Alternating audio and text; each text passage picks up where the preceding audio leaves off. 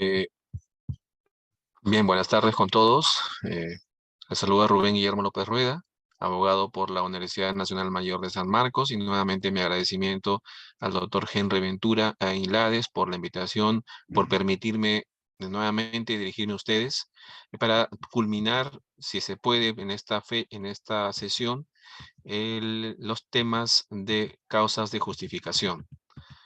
En la sesión anterior nos habíamos quedado en la legítima defensa, me parece, y esperamos culminar en esta oportunidad con no solamente esta causa de justificación, sino también con el resto de causas de justificación. Brevemente, para empezar, dijimos que las causas de justificación se estudian al nivel de la antijuridicidad, que la antijuridicidad es un predicado de la conducta, que una conducta primero tiene que ser conducta propiamente dicha, y hay situaciones que excluyen, o cuando el Código Penal nos indica en el artículo 20 cuando no tenemos conducta, y que cuando tenemos una conducta, un comportamiento humano voluntario, este comportamiento humano voluntario debe ser típico cuando se subsume en un tipo penal. Y seguidamente, cuando una conducta es típica, habría que evaluar si existe o no alguna causa que justifique esa conducta. Si no hay ninguna causa de todo el ordenamiento jurídico que justifique esta conducta, dijimos que eh, esa conducta típica es contraria al derecho y por tanto antijurídica. Y si tenemos una conducta típica y antijurídica, tendríamos un injusto penal, que es un reproche a la conducta en sí.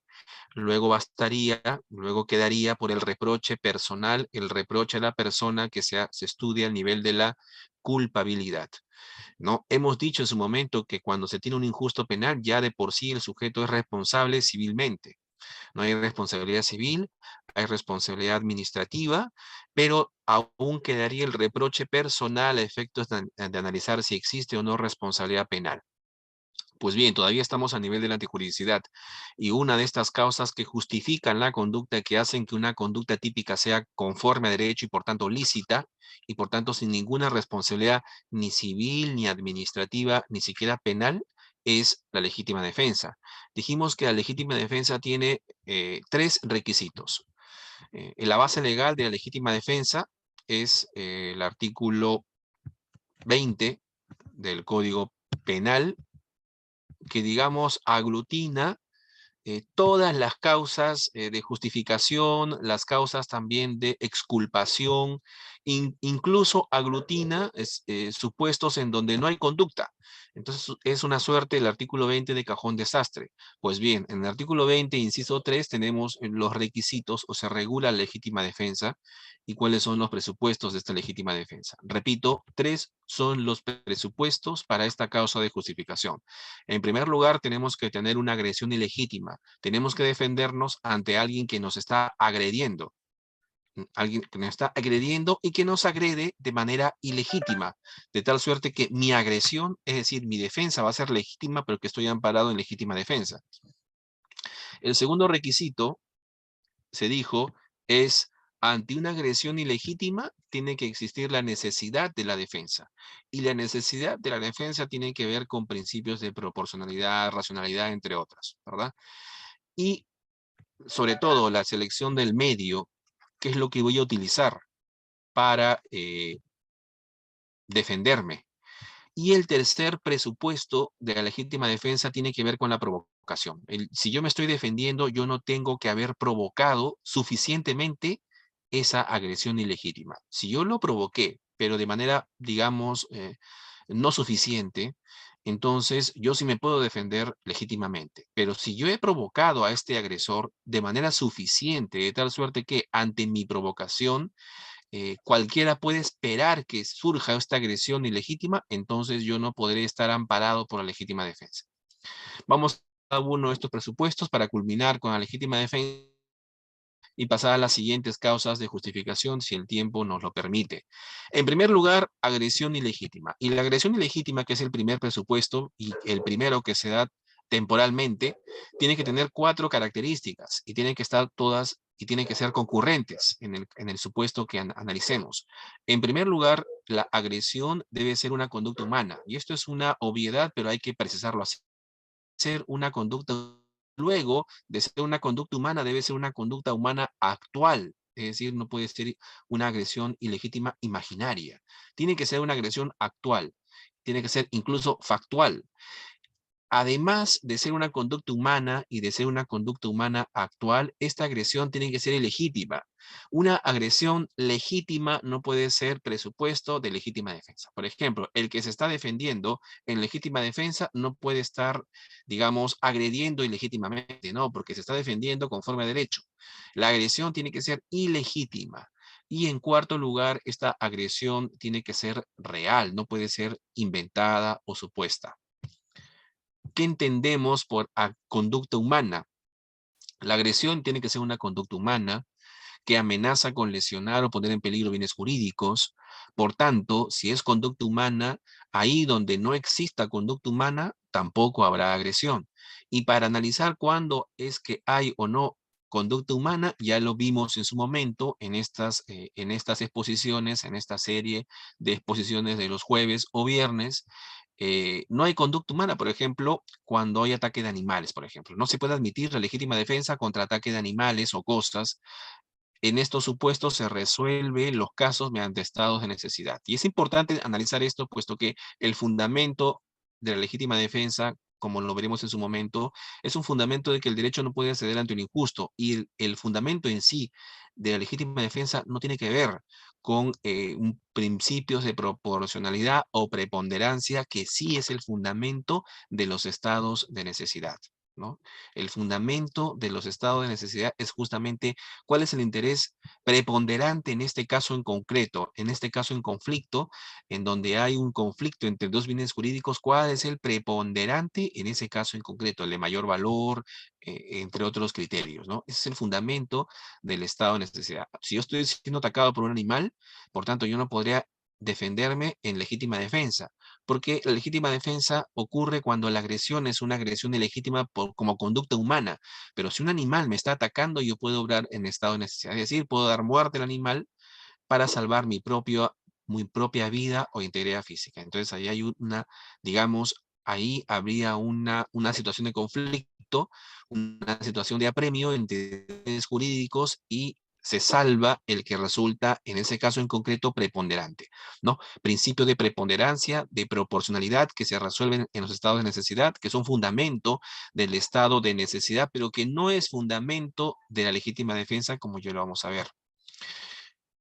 No es una agresión ilegítima cuando se dirige contra personas jurídicas, ¿no? La doctrina lo ha señalado así, y tampoco no existe agresión en los supuestos de ausencia de conducta, y esto, repito, esto lo vimos ya en sesiones anteriores. Por ejemplo, no hay conducta cuando hay fuerza física irresistible, cuando hay movimientos reflejos o cuando el sujeto obra en estado de inconsciencia. Y esa expresión de obrar en estado de inconsciencia en realidad es una inconsistencia en sí, puesto que en estados de inconsciencia ni siquiera hay comportamiento humano. En estos supuestos no hay agresión ilegítima y tampoco se puede alegar una legítima defensa. La agresión de inimputables, o sea, si yo soy agredido por sujetos que son calificados como inimputables o soy agredido por sujetos que están obrando por error, o sea, hay un desconocimiento de la realidad por parte de estos sujetos, la doctrina señala que correspondería actuar en legítima defensa ante agresiones ilegítimas por parte de sujetos inimputables o de sujetos que tienen desconocimientos de la realidad, ¿no? Pero la doctrina señala que esta legítima defensa debe realizarse con el mayor cuidado posible, pues no se le puede conceder a ninguna persona un derecho ilimitado de legítima defensa. Por tanto, ante una agresión ilegítima por parte de inimputables, aquí la mayor parte de la doctrina es unánime al considerar que sí corresponde que tú puedas defenderte, pero tienes que utilizar el menor daño posible, ¿no? Con el mayor cuidado. Y si es posible en algún momento retirarse o huir de la agresión por parte de estos sujetos, entonces hay que hacerlo, ¿no? Ahora, ¿correspondería una agresión ilegítima por omisión? Sí. La doctrina también señala que la agresión puede ser mediante un obrar activo o de un obrar pasivo, ¿no? Por tanto, cabe una agresión por omisión, incluso propia o impropia, ¿no? Y acá me pongo en los supuestos del médico que omite prestar auxilio inmediato a un herido o a quien encuentra en carretera, ¿no? Aquí habría una agresión por omisión por parte de este médico y por tanto en ese contexto el herido podría defenderse o ejercer legítima defensa.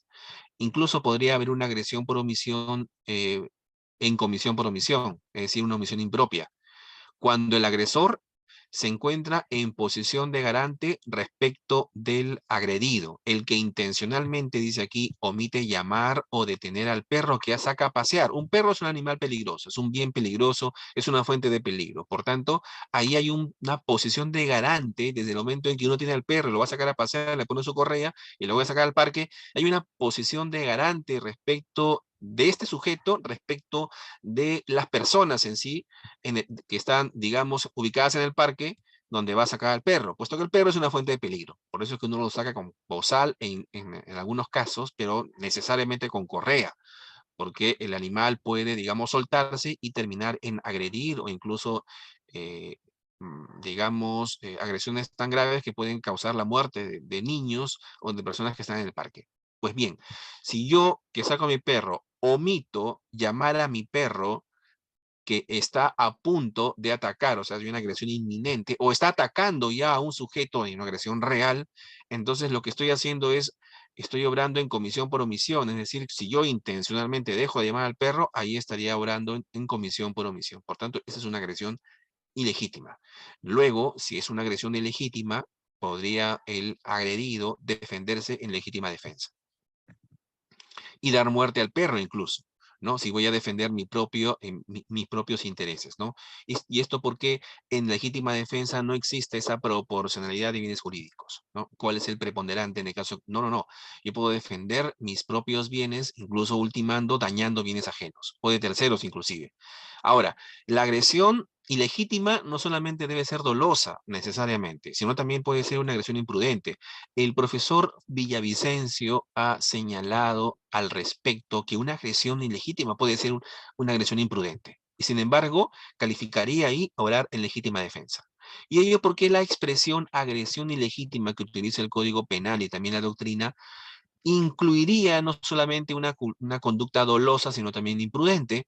En ambas habría una ilegitimidad de la agresión y esta ilegitimidad es lo que termina por calificar en sí la agresión, de tal suerte que ante una agresión ilegítima pero culposa, también podría generar en el agredido el derecho a legítimamente defenderse, ¿no? Esto es posible que pueda darse, pues, por tanto, una legítima defensa ante una agresión ilegítima pero culposa. Ahora, la agresión tiene que ser actual, ¿no? Que la agresión es actual cuando ocurre en el momento en que la agresión es inminente o mientras se siga desarrollando. Cuando el Código Penal, doctores, señala que la legítima defensa es para impedir o repeler la agresión, cuando emplea la palabra impedir, impedir es que, digamos, está hablando de una agresión ilegítima que no se está realizando en ese momento, pero que está próxima a realizarse, es decir, tiene la característica de la inminencia. Por tanto, impedir es cuando la agresión todavía no se da, pero es inminente, ya se va a dar, está a punto de. En cambio, cuando el código o el legislador penal utiliza la palabra repeler la agresión, es que la agresión ya se está dando. La agresión no es que sea ahí ilegítima, inminente, sino que la agresión es ahí real ya, es factual. Luego, el agredido puede defenderse antes de que la agresión se consumara, se consume, de modo análogo al comienzo de la tentativa. Asimismo, la agresión desaparece cuando el delito, es decir, la agresión ilegítima, está consumada o agotada. Si ya hay una consumación formal, digamos, o material, que esto es el agotamiento, de la agresión, del delito, ya no cabría legítima defensa.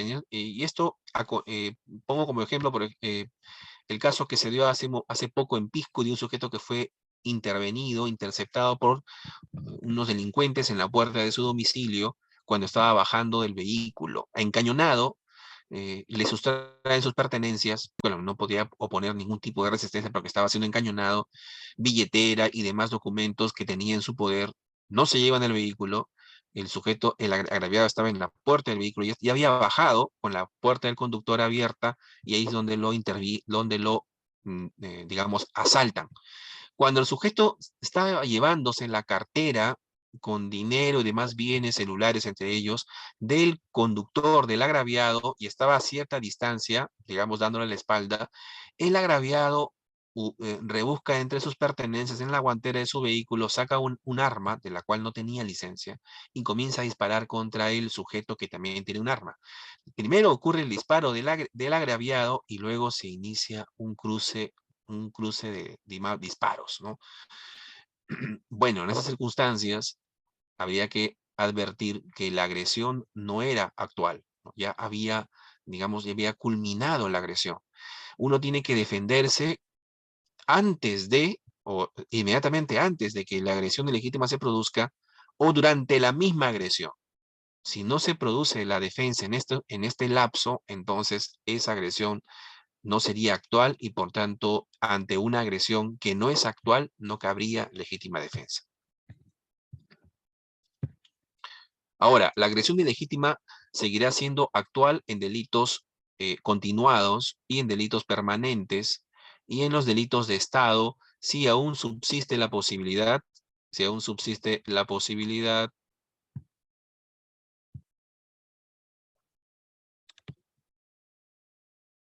de evitar de manera inmediata que continúe el ataque al bien jurídico. Por ejemplo, la persecución al ladrón en fuga, ¿no? Ahí todavía había la posibilidad de defenderse. Desaparecidas las posibilidades de restablecimiento inmediato, desaparece la posibilidad de legítima defensa. El que luego de haber sido herido dispara a su agresor por la espalda cuando huía, ¿no? Aquí, como les mencioné hace un momento, ya no habría una agresión actual y por tanto ahí no cabría una legítima defensa. Tampoco correspondería calificar como agresión ilegítima aquella que es una conducta o una tentativa, califica como tentativa inidónea, ¿no? En una tentativa inidónea de delito, un sujeto que quiere, digamos, cometer un robo con un, digamos, a ver, eh, con un lapicero, alguien que quiere lesionar a alguien con un globo, ¿no? Estos medios totalmente inidóneos, ahí la doctrina los califica como tentativa inidónea, ya lo vimos en su momento, por la absoluta inidoneidad del medio empleado. eh, Esas tentativas inidóneas no pueden ser calificadas como agresiones ilegítimas. Por tanto, ahí no podría corresponder una legítima defensa, ¿no? La doctrina así lo señala. Ahora, la agresión debe ser ilegítima. La agresión ilegítima es equivalente a la agresión antijurídica, ¿no? Es una agresión contraria al derecho. Luego, cualquier bien jurídico puede ser agredido o cualquier interés jurídicamente reconocido. No necesariamente la agresión ilegítima debe ser típica para que proceda la legítima defensa. Por ejemplo, procede frente a los hurtos falta, ¿no? Ante un hurto que es calificado como falta, pero que yo no voy a detener a analizar si este hurto es delito o falta en el momento en que están sustrayendo mis bienes, o frente a las agresiones, que pueden ser agresiones, digamos, lesiones delito o lesiones falta. Pueden ser lesiones falta, pero yo no me voy a detener, repito, a analizar cuáles son los días de incapacidad médico-legal que este chinchón o este golpe me va a, digamos, a provocar, ¿no? En esas circunstancias, en esos contextos de hurtos falta o lesiones falta, procedería también la legítima defensa. Por tanto, la agresión ilegítima no necesariamente debe calificar como delito. Luego, es inaceptable una legítima defensa contra conductas que están justificadas, ¿no? La agresión, en conclusión, debe ser ilegítima, pero si la agresión está justificada, por ejemplo, que el agresor al que yo considero que es un agresor ilegítimo, pero que no lo es, porque puesto que este agresor está obrando en legítima defensa, este agresor me está agrediendo legítimamente, entonces yo no podría decir yo me he defendido. Legítima defensa, no, puesto que la legítima defensa procede ante una agresión ilegítima, no si el supuesto agresor es el que se está defendiendo, ¿no?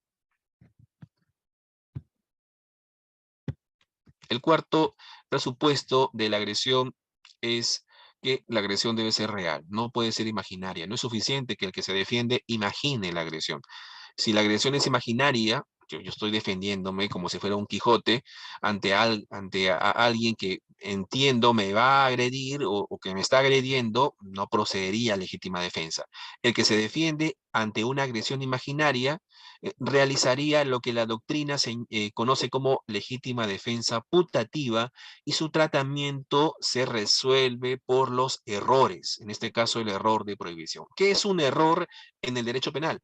Es el error en que incurre una persona al desconocer la realidad. Un error es una falta de coincidencias entre lo que uno cree que está sucediendo en la realidad y lo que efectivamente está ocurriendo. Esos son los errores. El error de prohibición vencible o invencible de acuerdo a las circunstancias. Así se resuelve un caso como el que estamos planteando, una legítima defensa putativa, ¿no? Yo estoy defendiéndome ante una supuesta agresión que en realidad no es real, sino que es imaginaria. Ahora, el segundo requisito de la legítima defensa es la necesidad racional del medio empleado, ¿no? ¿Qué se entiende por necesidad racional del medio empleado? Es muy importante porque esto tiene que analizarse en el momento en el que digamos, se debate si hay o no legítima defensa, ¿no? Por ejemplo, cuando una persona está siendo, digamos, asaltada y por ahí de repente entre sus pertenencias se encuentra un cuchillo y comienzan a estarle cuchilladas al asaltante, ¿no? Cuando el asaltante lo único que tiene es digamos, un tenedor o algo de menor lesividad que un cuchillo, digamos, de manera abstracta. O cuando una mujer está embarazada y está siendo asaltada por parte de un sujeto que tiene, digamos, un encendedor, ¿no? De alguna manera, que la está cogoteando y la mujer no tiene otro medio embarazada que para defenderse que coger un arma, de repente, un arma de fuego que la tenía al alcance, o coge el arma y se defiende, puesto que es el único medio para defenderse, ¿no?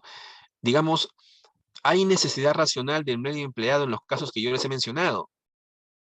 Habría que analizar la racionalidad del medio en función del caso en concreto, puesto que, repito, aquí lo vamos a ver, el principio de proporcionalidad ya no es un principio preponderante para, digamos, valorar el medio que empleó el defensor, ¿no? Solo los bienes jurídicos del agresor pueden ser afectados por la defensa, ¿no? Por ejemplo, al agresor yo puedo afectarle el bien jurídico vida, el bien jurídico salud, el bien jurídico libertad ambulatoria, siempre que le sirvan para la agresión. Y si el agresor utiliza a terceras personas o a los bienes jurídicos de estas terceras personas, cabrían acá hasta dos situaciones. Por ejemplo, cuando un agresor utiliza a una persona para agredirme, ¿no? Por ejemplo, el agresor empuja a una persona que por la inercia cae sobre mí y termina agrediéndome. Si se aplica fuerza física irresistible al tercero, el agresor está empujando a una tercera persona para que ésta termine, digamos, por caer encima mío y seguramente me va a lesionar, me va a matar y yo me defiendo en contra de esta persona, de esta tercera persona. El que se defiende, dice la doctrina, actúa en estado de necesidad exculpante, ¿no? Y si se utiliza la coacción, es decir, el sujeto no es que empuja al tercero, el agresor no es que empuja al tercero, no le aplica una fuerza física irresistible, sino que lo que le aplica es un arma de fuego de repente. Lo está coaccionando para que el tercero termine por agredirme ilegítimamente a mí. Yo podría defenderme, la doctrina responde de esta manera. Si se utiliza la coacción sobre el tercero para que agreda a otro, el que se defiende, o sea, yo en este caso, actuará en legítima defensa, ya que el tercero está realizando un acto voluntario, ¿no? Y acá es importante recalcar que una persona que realiza un acto coaccionado o amenazado, en definitiva está realizando un acto, es un acto voluntario, ahí hay una conducta, ¿no? De plano. No, no es que no sea conducta porque está con la pistola en la mano y le están obligando a firmar un documento. No, ahí hay una conducta, hay un acto humano, una conducta humana voluntaria. Pero lo que sí es una conducta humana voluntaria, pero viciada de alguna manera, puesto que está coaccionado, ¿no? Aquí sí podría yo actuar en legítima defensa sobre el tercero, considerándolo un agresor ilegítimo, a pesar de que el tercero agresor ilegítimo está coaccionado por otra persona. La defensa es aquella conducta dirigida a rechazar la agresión ilegítima, ¿no? se exige que sea una defensa necesaria, y aquí vamos a entrar a lo que significa la necesidad, racionalidad, y por ende, racional. Cuando el legislador penal peruano señala que la defensa debe ser necesaria, está haciendo, digamos, dando a entender que la cualidad de esta defensa necesaria es que sea racional, y no necesariamente proporcional.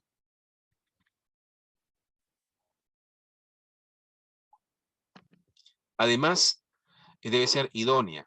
La defensa racional es una defensa adecuada para impedir o repeler la agresión según el contexto en el que se encuentre la persona agredida. Y debe ser idónea, puesto que debe elegir esta persona agredida el medio menos perjudicial para el agresor. Si el agredido tenía en su poder, digamos, un cuchillo con el que podía amenazar al con el que podría amenazar al agresor, o tenía un arma de fuego, yo tengo que elegir el medio menos perjudicial para el agresor. No, si tengo la posibilidad de elegir el medio menos lesivo, tengo que hacerlo. Pero en circunstancias extremas de repente, en el que, por ejemplo, una mujer está embarazada o sufre discapacidad, tiene que ejercer legítima defensa y no tiene otro medio que elegir que una arma de fuego y lo utiliza y dispara, no actuaría en legítima defensa, puesto que la legítima defensa, el principio que fundamenta la legítima defensa no es una proporcionalidad o qué bien es, digamos, preponderante, si es la vida por encima del patrimonio, no. Ese fundamento se aplica para los estados de necesidad, que lo vamos a ver seguidamente, pero no para la legítima defensa. ¿Cuáles son los criterios que se deben evaluar entonces para saber cuándo un medio de defensa es racional y cuándo es idóneo? Lo establece el propio legislador, la intensidad del ataque, por ejemplo, la intensidad del ataque, la peligrosidad del agresor y su actuar, los medios con los que dispone la persona. Si no tiene otros medios que el arma, coge el arma y dispara. Es racional, por ejemplo, la defensa de quien utiliza un arma de fuego ante un sujeto con un puñal. No, ahí no se aplica la proporcionalidad de los medios, puesto que si la persona con lo único que cuenta, en ese caso en concreto, es con el arma de fuego, frente a un sujeto que lo está atacando con un puñal, en ese caso en concreto podremos decir que hay una defensa racional y una defensa idónea. La racionalidad de la defensa está relacionada con la exigibilidad, con la exigencia de la racionalidad de la defensa, que permite excluir conductas aparentemente defensivas, pero que son abusivas y grotescas. Por tanto, no es racional en la defensa conductas abusivas, conductas grotescas, insoportables o sobre todo desproporcionadas. Dar muerte a un ladrón que huía con el conocimiento que la cartera que había sustraído estaba vacía. En primer lugar, ahí ya no hay agresión ilegítima, el ladrón está huyendo, por ejemplo, y además, eh, sabiendo que la cartera está vacía, por tanto, no hay, digamos, un perjuicio a un bien jurídico por parte del ladrón hacia la señora, y si la señora utiliza un arma de fuego y le dispara y le da muerte, digamos que utiliza no solamente uno, dos, hasta tres disparos, causándole la muerte, habría una defensa desproporcionada. No estamos descalificando la agresión. Existió una agresión ilegítima, definitivamente que sí, pero ya no era una agresión actual, había cesado la agresión y además la intensidad de la defensa es desproporcionada, ¿no? Digamos, de 2 a 3 hasta 4 disparos hasta causar la muerte de un sujeto que estaba huyendo con una cartera vacía, no es pues racional. Proporcionalidad de los medios, dijimos que la jurisprudencia entendía que racionalidad era proporcionalidad de los medios, mal entendida como una probable jerarquización de bienes jurídicos en conflicto e igualdad de medios, y esto motivó, ya lo señalé hace un momento, que mediante ley se excluya la frase proporcionalidad de medios, considerándose en su lugar la intensidad y peligrosidad de la agresión, la forma de proceder del agresor y los medios de que se disponga para la defensa, ¿no? Esos son ahora los criterios que debe analizar el juzgador a efectos de calificar la defensa necesaria.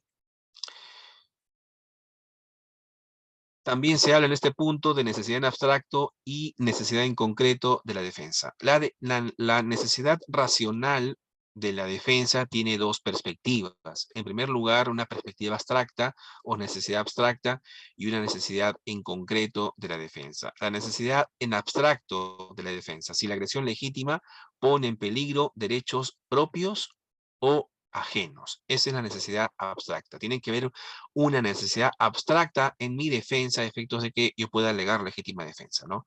Si la agresión pone en peligro bienes jurídicos míos o de terceras personas. Y el segundo aspecto es la necesidad concreta, y esto es relacionado con el medio que estoy utilizando. ¿El medio defensivo es necesario, sí o no? Si faltan cualquiera de estas dos necesidades, no habrá legítima defensa. Tienen que estar ambos tipos de necesidades en esta legítima defensa para que sea calificada como tal. Si no hay esta o necesidad abstracta o necesidad en concreto, entonces no habrá legítima defensa perfecta, lo que habrá será una legítima defensa imperfecta o incompleta del artículo 21 del Código Penal. Frente a la agresión de un niño, anciano o ebrio, por ejemplo, en este aspecto se señala que basta con esquivar la agresión, puesto que no habría necesidad racional de la defensa en sí.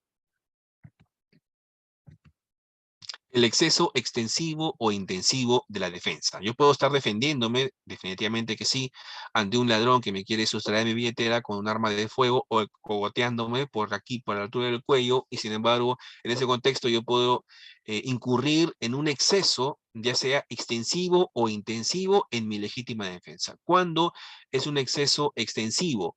El exceso es extensivo cuando yo ya me estoy defendiendo y estoy excediendo del tiempo de una defensa necesaria, ¿no? Por ejemplo, cuando yo estoy, digamos, siendo cogoteado a tal punto que yo estoy repeliendo el cogoteo con un golpe de codo, el sujeto no solamente termina por soltarme, sino también termina por querer huir, pero solamente queda eso una intención, puesto que mis golpes de puño pasan a golpes, mis golpes de codo pasan a golpes de puño.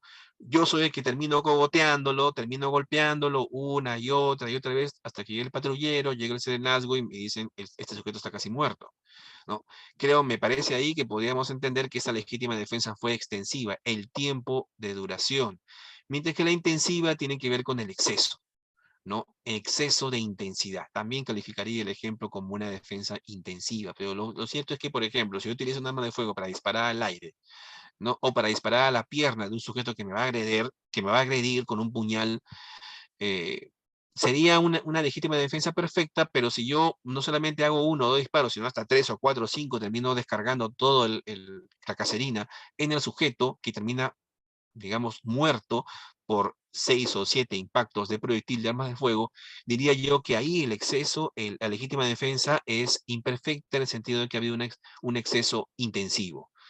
La doctrina, en primer lugar, ante el exceso extensivo, considera que se excluye una legítima defensa aquí, el sujeto es responsable, aunque se defienda, se defendió mal, ¿no? O incurrió en exceso extensivo, el que se defiende será responsable penalmente, y ante el exceso intensivo habrá una eximente incompleta, es decir, el artículo 21 por debajo del mínimo legal, ¿no? En la práctica, ambos excesos son calificados como eximente incompleta, es decir, legítima defensa incompleta y por tanto habrá responsabilidad penal en el, digamos, en el que se defendió, pero esa legítima defensa o esa responsabilidad penal será por debajo del mínimo legal, o sea, cuya pena será fijada por debajo del mínimo legal como lo establece el artículo 21 del Código Penal. ¿Hay una obligación de huir? Es decir, ¿hay una obligación de no defenderse? No existe tal obligación. La legítima defensa es un derecho que tenemos todas las personas de defender, de, digamos, repeler una agresión ilegítima para defender nuestros propios intereses. No se exige una obligación de huir ante una agresión ilegítima. Admitir la fuga implicaría imponer al agredido una obligación de hacer lo que él no quiere. Él quiere defenderse. Y por ende, violentaría su libertad individual. Además, sería inexigible, ¿no?, la huida, digamos, a una persona que no puede huir, no puede correr, un inválido, un minusválido, una persona con discapacidad, un cojo, una mujer embarazada, entre otros, ¿no? Por tanto, no existe, pues, una obligación de huir ante una agresión ilegítima. Ahora, el tercer presupuesto para culminar con esta legítima defensa es la falta de provocación suficiente de quien se defiende. Si yo provoqué a una persona en el bar, a un enemigo que está tomando con sus amigos, me acerco, comienzo a hacerle algunos comentarios respecto de su esposa o de sus hijos o de su madre, digamos ahí, nadie podrá dudar de que lo estoy provocando.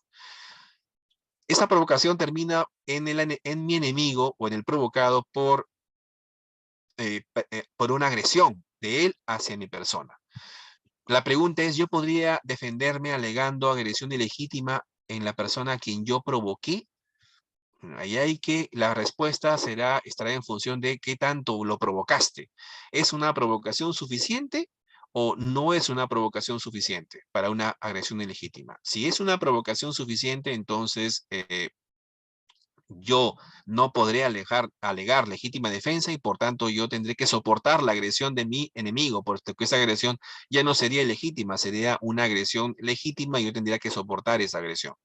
Pero si esa provocación no ha sido suficiente, entonces yo sí podría alegar legítima defensa si ante la agresión ilegítima de mí, si ante la agresión de mi enemigo provocado de manera suficiente, provocado de manera insuficiente, o sea, provocado de manera insuficiente, digamos, yo emprendo una defensa, sí, ¿no? Cuando una provocación es suficiente y cuando no lo es. Eso es lo que la doctrina termina por, digamos, determinar en este punto. A ver, por ejemplo, si yo insulto de manera grave a otro, no puedo alegar legítima defensa si el agredido levemente fue por quien fue insultado.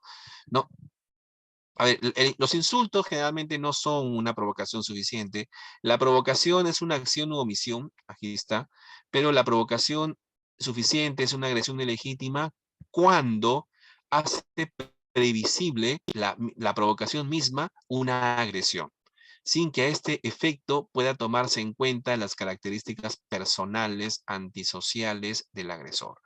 Una provocación, por tanto, será considerada como suficiente si es previsible para cualquier persona, digamos, es previsible que va a ocurrir una agresión por parte de mi enemigo, ¿no? Si va a ocurrir una agresión por parte de mi enemigo. A ver, un momento, por favor, aquí.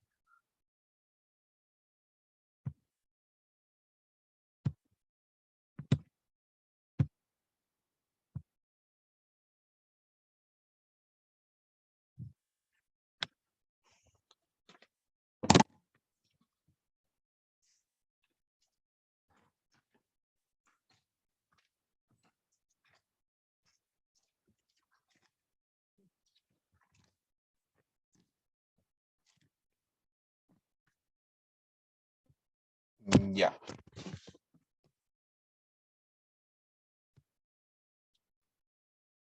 La suficiencia no solo se extiende como el factor de producción causal de la agresión, además significa eh, que no es posible invocar legítima defensa, por ejemplo, cuando la provocación es intencionada, es decir, el que provoca estaba esperando la agresión, se excluye aquí totalmente una legítima defensa si yo lo provoqué. Cuando la acción provocadora constituye en sí misma una agresión ilegítima, luego la reacción del lesionado no es agresión antijurídica, sino amparada por legítima defensa, ¿no? Claro, si yo provoqué todo esto intencionalmente para agredir a mi enemigo, yo no podría alegar legítima defensa, si todo esto está provocado. La provocación imprudente de una agresión antijurídica no es suficiente para impedir la legítima defensa. Burlas que perturban el ánimo del agresor, que pueden generar una agresión antijurídica y por ende habilitar la legítima defensa de quien hizo estas burlas. No. Eh, el tercero no provocado. En caso de un tercero que no provocó, pero defiende en legítima defensa al provocador agredido, la acción de defensa del tercero se da en legítima defensa porque no provocó y está evitando una agresión antijurídica, ¿no? Quien defiende a un pariente que provocó suficientemente un tercero. Por ejemplo, yo estoy en un bar y encuentro a mi tío que está provocando de manera suficiente y yo estoy viendo, advirtiendo que en cualquier momento el sujeto que está escuchando a mi tío se va a parar y lo va a agredir con una botella incluso de licor en la cabeza. Es más probable eso. Entonces, yo si lo defiendo, yo estaría obrando en legítima defensa. Por más que el sujeto, en este caso mi tío, se merezca esta agresión y por tanto, por más que mi tío de repente por ahí se defienda, no va a poder alegar legítima defensa porque lo provocó. Pero yo sí podría alegar legítima defensa porque estoy defendiendo como tercero a mi tío.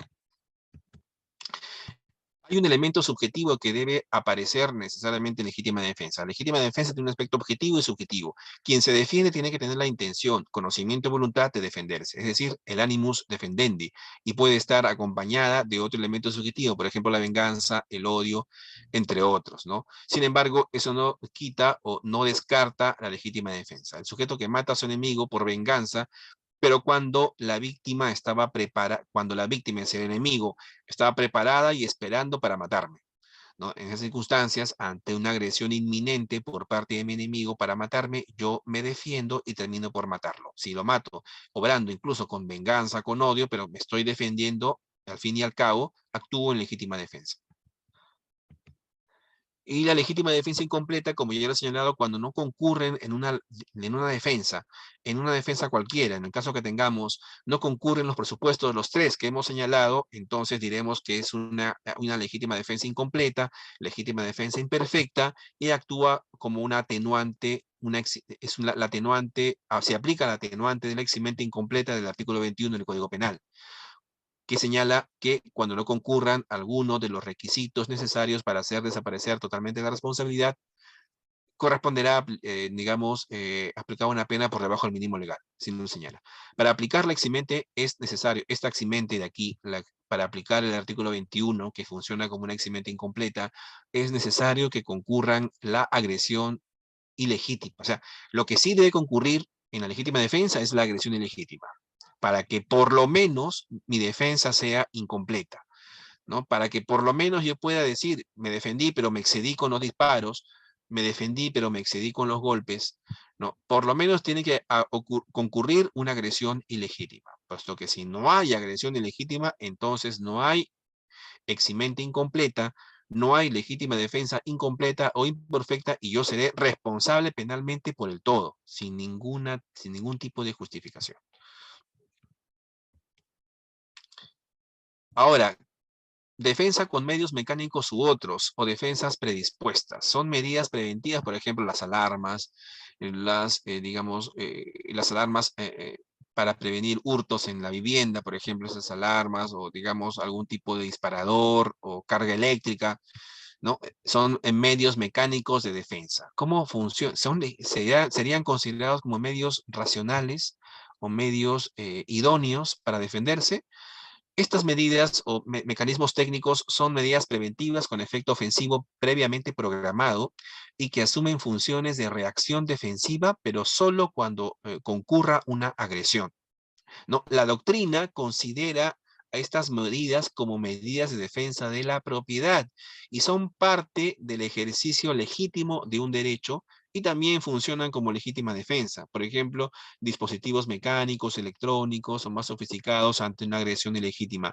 Aquí la doctrina señala que habrá legítima defensa con el empleo de estos mecanismos técnicos electrónicos, pero si estos mecanismos técnicos o electrónicos, digamos, reaccionan en el momento de la agresión, y no antes y no después, ¿no? Deberán elegirse también mecanismos menos lesivos, ¿no? Por ejemplo, yo no puedo, en lugar de una alarma en las puertas o ventanas, un ruido ensordecedor, yo no puedo reemplazar ese ruido ensordecedor por, digamos, dinamita, ¿no? O minas. Yo no puedo minar los bordes de mi casa, de tal suerte que ante el mínimo toque, contacto de alguien con mi ventana para intentar abrirla o palanquear la puerta, ¡plum!, explosiona. O de repente por ahí alguna mina o algún explosivo, una dinamita, ¿no? En esos casos extremos, ¿no? Ahí no se está eligiendo un mecanismo un técnico, digamos, de defensa racional, no es el menos lesivo, no, ahí hay un mecanismo definitivamente eh, excesivamente lesivo, de suerte que yo ahí responderé penalmente. El excesivo uso de mecanismos de defensa por un supuestos de temor, por ejemplo, una persona que utilice mecanismos de defensa en su casa por temor, por miedo, de tal suerte que no solamente pone alarmas de ruido, sino cerco electrificado, hasta, digamos, dinamita o algo, pero por miedo, tendrán que resolver, esa persona podrá responder penalmente por las lesiones que cause al agresor, pero se resolverán mediante situaciones de inculpabilidad. Por ejemplo, el miedo insuperable. Si la persona no pudo superar ese miedo y por tanto, a consecuencia de ese miedo, colocó estos mecanismos técnicos, pero altamente agresivos en su vivienda y a consecuencia de estos mecanismos causa lesiones a los, digamos, delincuentes que quieran entrar a su casa, responderá penalmente, pero se resolverá a nivel de la inculpabilidad, yo no al nivel de la justificación o antijuridicidad. Y la legítima defensa de terceros, el Código Penal acepta la legítima defensa de terceros como acciones de salvaguarda. Bien, esto en cuanto a la legítima defensa y pasamos ahora al resto de causas de justificación, si el tiempo nos permite. En segundo lugar, además de la legítima defensa, cuyo principio preponderante es que el derecho no puede ceder ante el injusto, ¿no? Y no el principio de proporcionalidad, en los estados de necesidad, el fundamento de estos estados de necesidad justificante o exculpante son justamente el principio de proporcionalidad o el principio de preponderancia. Es decir, en un caso en concreto, ante bienes jurídicos en conflicto, un bien jurídico que va a ser salvado y un bien jurídico que va a ser, digamos, agredido, el bien jurídico salvado tiene que ser preponderante, de mayor nivel, de mayor peso frente al bien jurídico que va a ser agredido. Esos son los llamados estados de necesidad, en donde, repito, el principio rector es la proporcionalidad o preponderancia, a diferencia de la legítima defensa.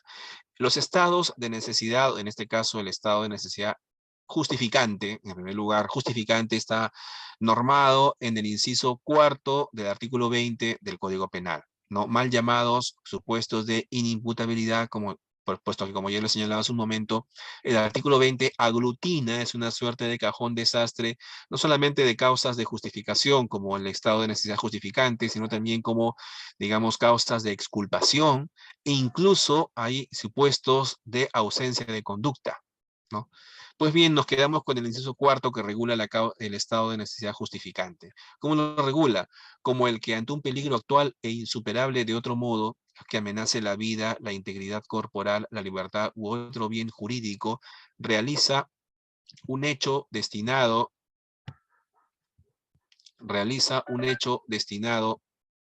a conjurar dicho peligro de sí o de otro, siempre que concurran los siguientes requisitos. Cuando de la apreciación de los bienes jurídicos en conflicto afectados y de la intensidad del peligro que amenace el bien protegido, resulta preponderante el protegido sobre el interés dañado, ¿no? Aquí hay una suerte de principio de proporcionalidad. Y cuando se emplee un medio adecuado para vencer ese peligro. Esta es la base legal del estado de necesidad justificante. Ahora, respecto del concepto amplio de estado de necesidad. El estado de necesidad es una circunstancia de peligro actual para legítimos intereses reconocidos por la ley que únicamente pueden conjurarse mediante la lesión de los intereses legítimos de otra persona. Por ejemplo, el que huye de su enemigo que pretende matarlo, ingresa y daña la propiedad de su vecino. Yo estoy huyendo, es el ejemplo típico de causas de justificación, por ejemplo, de este estado de necesidad justificante como una causa de justificación. Si yo estoy siendo perseguido por mi enemigo con un cuchillo que quiere encestarlo en mi pecho, estoy corriendo, ingreso a una vivienda de un tercero, ¿no? ¿Cometeré, digamos, violación de domicilio? No, porque en ese caso en concreto, el bien jurídico preponderante, el bien jurídico protegido, que en este caso es la vida, mi integridad física, resulta siendo de mayor valor, de mayor peso que el bien jurídico inviolabilidad del domicilio, que en ese caso se está produciendo, ¿no? El fundamento, repito, del estado de necesidad es el interés preponderante. Luego se excluye la antijuridicidad por la necesidad de la lesión en relación a la menor importancia del bien que se sacrifica respecto del bien que se salva, ¿no? El ordenamiento jurídico, para, digamos, explicarlo de otro modo, el ordenamiento jurídico en supuestos de estados de necesidad justificantes autoriza a mi persona, como sujeto que estoy en esa situación de necesidad justificante, dañar, lesionar bienes jurídicos que resultan ser de menor importancia pero para privilegiar, para salvar bienes jurídicos míos de mayor importancia. Por ejemplo, si está de por medio la vida o la integridad de mi persona, yo puedo, digamos, el ordenamiento me faculta a lesionar o a poner en peligro bienes jurídicos de menor valor, como por ejemplo la propiedad, el domicilio de mi vecino. Yo utilizo, por ejemplo, rompo, ingreso a la vivienda y destrozo la fachada de la casa de mi vecino porque estoy siendo perseguido por mi enemigo. En ese caso, yo no responderé penalmente por los daños ocasionados intencionalmente a la casa de mi vecino, puesto que en ese caso en concreto, el ordenamiento jurídico me autoriza a lesionar bienes jurídicos que terminan siendo de menor valor por encima de mis bienes jurídicos que resultan ser de mayor valor. La diferencia con la legítima defensa, repito, es evidente. Por una cuestión de principios, en la legítima defensa no se requiere la proporcionalidad entre los bienes o valores que sí exige el estado de necesidad. Si hay un conflicto entre dos bienes de igual valor, por ejemplo, en el estado de necesidad, el derecho no puede permitir que se salve el bien jurídico de menor valor. Lo que sí ocurre en la legítima defensa. En legítima defensa, el ordenamiento jurídico permite que yo sacrifique bienes jurídicos de mayor valor del agresor para defender mis propios bienes jurídicos. Piénsese, por ejemplo, en el sujeto que quiere violar a una mujer embarazada, ¿no? En su propio domicilio, a donde ha ingresado de manera subrepticia, de tal suerte que el sujeto incluso utiliza un cuchillo para amenazar a la mujer, pero la mujer no tiene otro medio para defenderse que coger el arma de fuego de su esposo y encesta un disparo causando la muerte de este agresor. El bien jurídico, en ese caso en concreto, digamos, la libertad sexual, la indemnidad que se defienden por delitos de violación sexual, termina siendo preponderante, termina siendo el bien jurídico que se defiende con legítima defensa por encima de la vida del delincuente violador, por ejemplo. Ahí no hay ningún tipo de proporcionalidad, lo que sí existe en los estados de necesidad.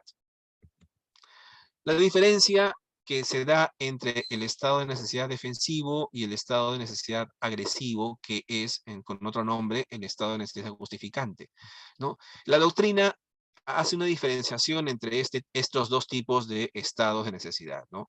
En concreto, el estado de necesidad defensivo es lo que conocemos actualmente en el Perú como legítima defensa. Y el estado de necesidad agresivo es lo que conocemos en el Perú como el estado de necesidad justificante, ¿no?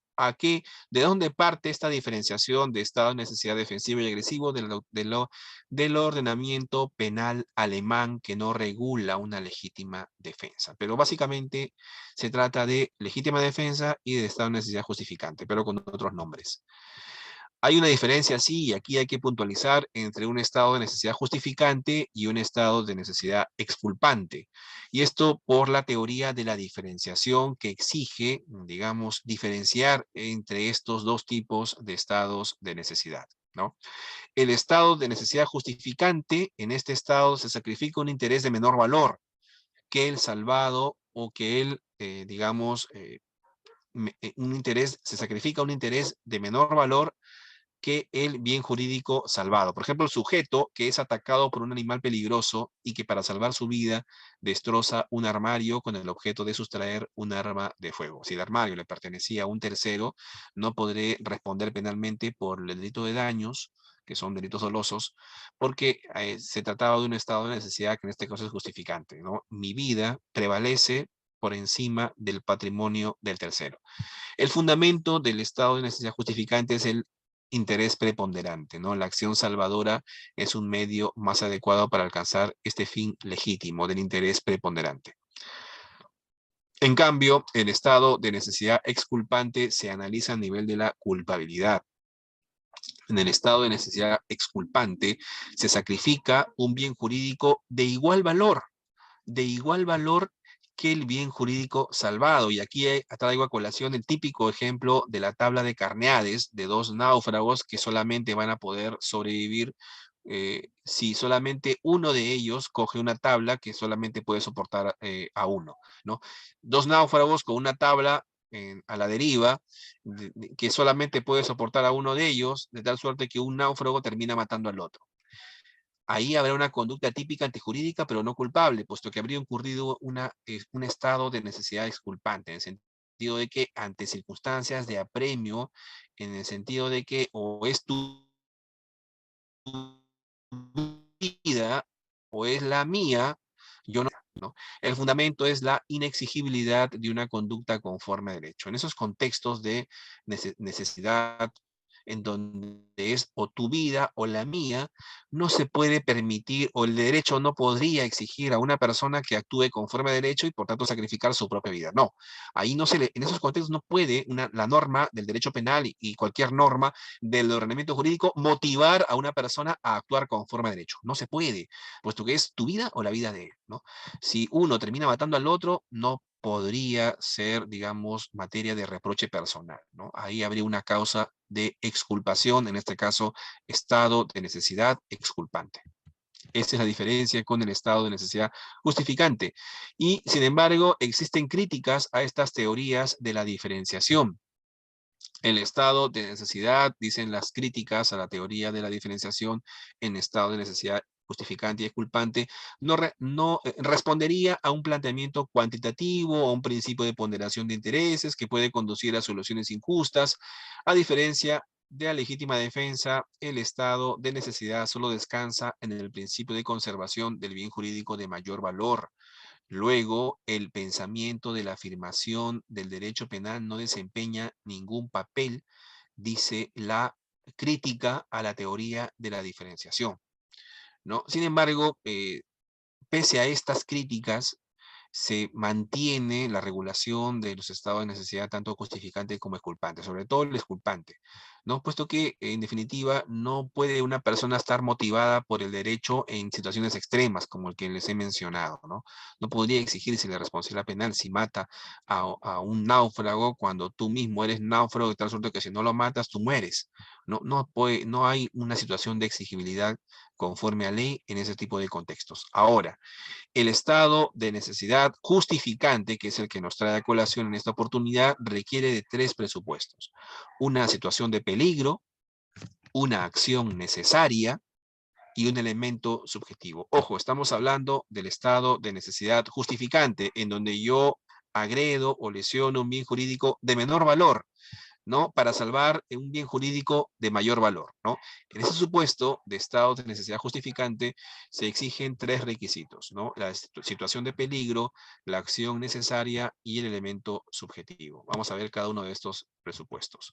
La situación de peligro tiene que ser, repito, al igual que la agresión ilegítima de la legítima defensa, una situación de peligro actual o inminente. Puede ser actual cuando la situación de peligro ya la estoy viviendo, ya la estoy soportando, ya la estoy sufriendo.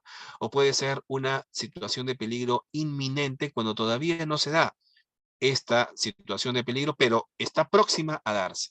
Es casi, estamos dentro de la situación de peligro, ¿no? Y además, esta situación de peligro debe ser real y estas características de actualidad, inminencia o real son conforme a la legítima defensa, que ya lo hemos visto. El peligro no deja de ser real por el hecho de ser permanente o continuo, ¿no? El peligro existe. Cualquier bien jurídico puede encontrarse en una situación de peligro. El artículo 20 del Código Penal se refiere a la vida, a la integridad corporal, a la libertad o a otro bien jurídico. Pero en realidad cualquier bien jurídico puede caer en esta situación de peligro. El peligro será inminente cuando la afectación al bien jurídico sea de muy alta probabilidad o segura, según la apreciación de un sujeto, digamos, a cierta distancia, tiempo y espacio, digamos, en la esfera del profano, que puede evaluar el caso y analizar y decir, ahí el peligro es inminente. Hay una alta probabilidad de afectación al bien jurídico.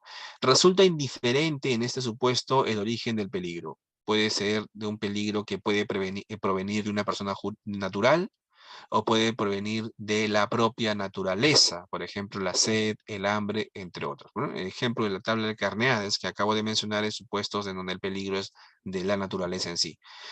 La acción necesaria, la acción de defensa tiene que ser necesaria para salvar esta situación o este estado de necesidad justificante. Es decir, que no hay otro modo menos lesivo perdón, acá es menos lesivo de evitar el mal que amenaza. Un peligro actual e insuperable de otro modo, dice el Código Penal. Si es posible huir del peligro, debo hacerlo, puesto que la acción que se me exige es necesaria. Debe ser así. Si no es necesaria y puedo huir, huyo. ¿No? Se admite la protección de bienes jurídicos pertenecientes incluso a terceros, ¿no? El estado de necesidad justificante. Yo puedo proteger bienes jurídicos de terceros. Por ejemplo, el bien jurídico que se salva debe ser de mayor jerarquía. Definitivamente estamos hablando de un estado de necesidad justificante. El bien jurídico que se salva es de mayor jerarquía frente al bien jurídico que se va a sacrificar, ¿no? Recuerden ustedes el ejemplo de que yo estoy siendo perseguido por mi enemigo con un cuchillo para matarme y yo rompo el cerco de propiedad de mi vecino, lo destrozo, no respondo penalmente por esos daños, puesto que el bien, la vida, mi vida, está por encima del patrimonio de mi vecino.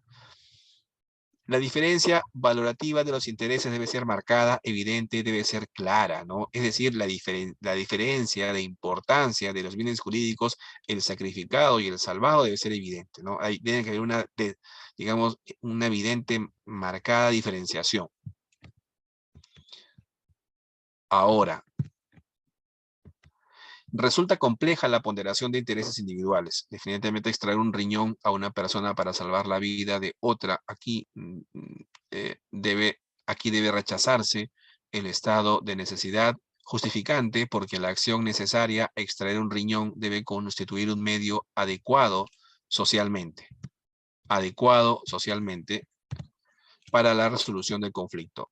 Si no, o sea, yo no puedo agredir a alguien extirpándole el hígado, un riñón, cuando tiene dos, para salvar la vida de otra persona. Es decir, aquí no se puede alegar, no.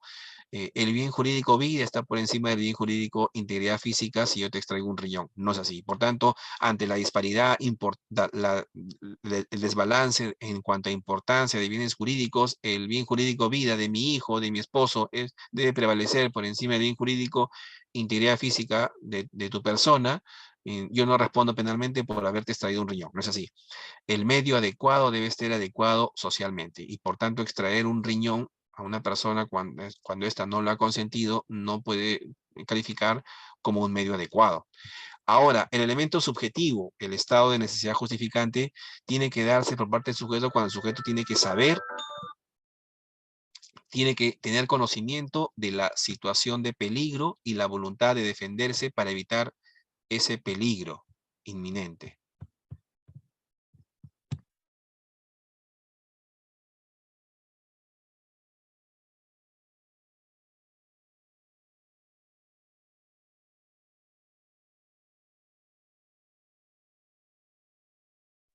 Perdón. Por tanto, el tercer elemento del estado de necesidad justificante es el elemento subjetivo, ¿no? Conocimiento de la situación de peligro y la voluntad de defensa para evitar el mal grave. Puede estar acompañado de otras intenciones o estados anímicos. Lo cierto es que el sujeto que está obrando en estado de necesidad justificante debe saber, debe tener el conocimiento, debe tener la voluntad de, digamos, defenderse para evitar un mal grave.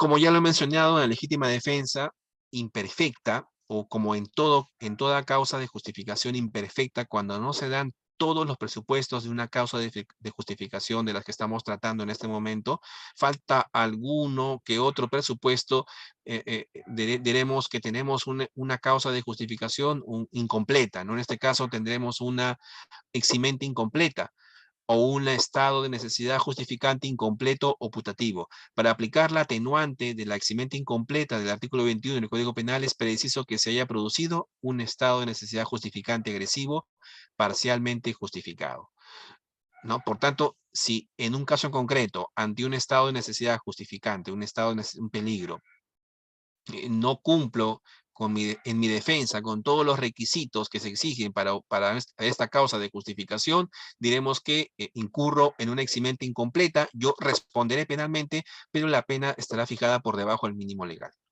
¿no? Esta eximente incompleta no se aplica para situaciones de peligro imaginario. En ese caso, yo imagino estar en un estado de necesidad justificante. Yo imagino la situación de peligro que no es tal. En estos casos no se aplica una eximente incompleta. Aquí lo que se aplicará es en las figuras del error, como en las legítimas defensas putativas, recuerdan ustedes, ¿no? En donde no hay una acción ilegítima, ¿no? Aquí, donde no hay un estado de necesidad, una situación de peligro, y yo, digamos, obré en un estado de necesidad creyendo injustificante, afectando bienes jurídicos de terceros, yo responderé penalmente, pero se aplicarán las reglas del error de prohibición, ¿no? El artículo 14 del Código Penal. Y con eso vamos a tener que, digamos, hacer un alto a esta exposición para continuarla en siguientes fechas, para culminar con los estados permitidos por la ley o el ordenamiento jurídico, que son breves nada más. Así que me comprometo a culminarlo en la siguiente sesión. Muchas gracias, doctores. A usted, doctor Ben. Muchas gracias. Muy buenas noches. Gracias. Buen fin de semana.